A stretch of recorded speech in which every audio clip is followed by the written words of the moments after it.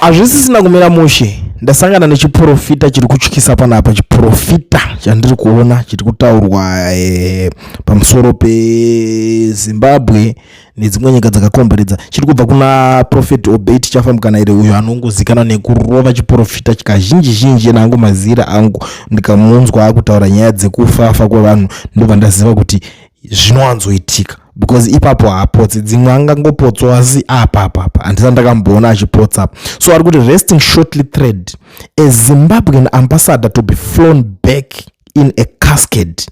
Batisisaika zvekutaurwa izvi handisi kuziva ndimoto maziva maambassador enyu ari kunze uko pane wananzi ari kudzoka ari chitunhu. Handiti right. Number 2 pari kunzi Zimbabwe dancehall artist mysterious death. Zimbabwe dancehall artist mysterious death. Pane wenyu wedancehall ikoko kumadanzo mazimu dancehall yamunongonzwa kuti ndingangofa zvisinganzwisisike. Right. A Zimbabwean sungura artist, uyo anotaurwa zita yangonzi a Zimbabwean sungura artist, but you know the rest of the story, man. A social media based anti-government activist will rest after short illness. A social media based anti-government activist will rest after short illness.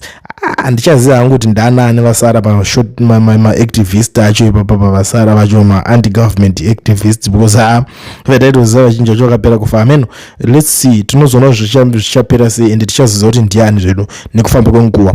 Number 5, a South African based Premier League player resting shortly. Number 6, SABC News author. Number 7, Muzanzi Magic actor. Number 8, ANC veteran. 9, South African opposition political leader. 10, Ukhozi DJ.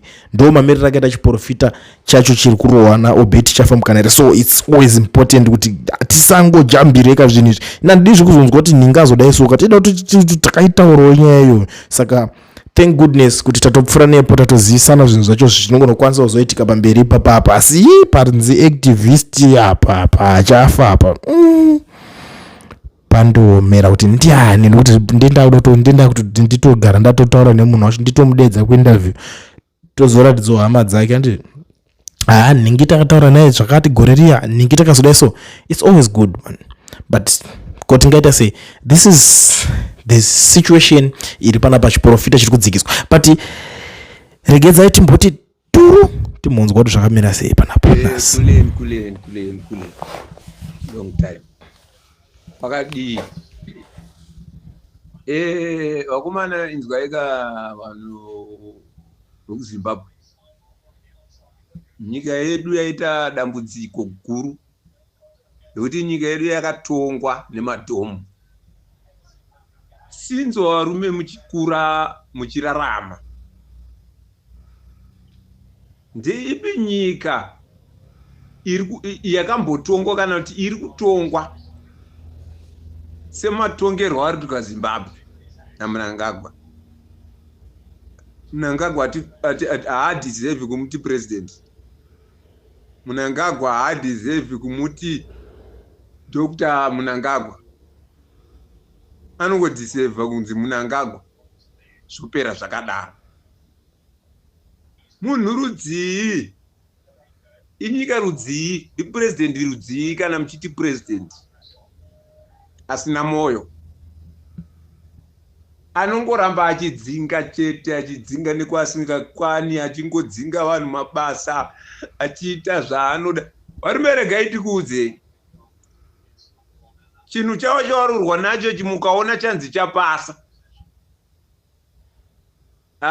Ndaona nyika yeZimbabwe yatambura yafa, vanenge wakutodzura nemidzi.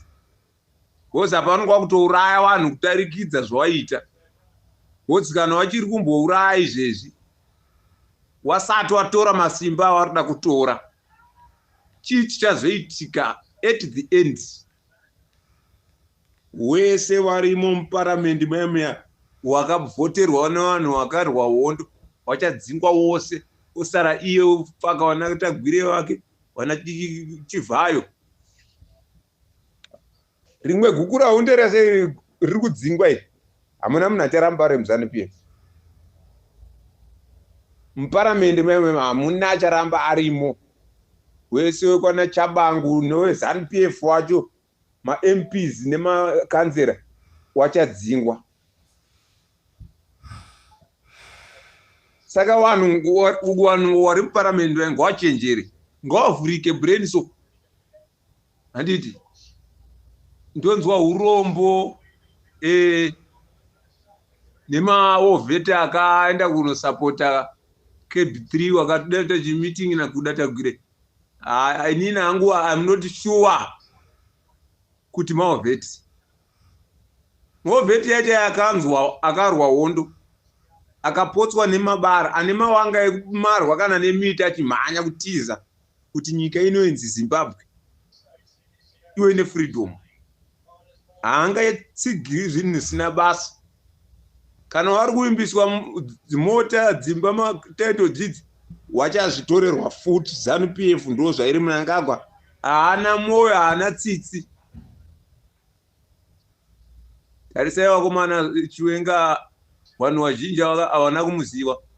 Wakamuziva pakabviswa Mugabe ndo pakatanga kuzikanwa Chiwenga kumuziva chiso chake chechecho.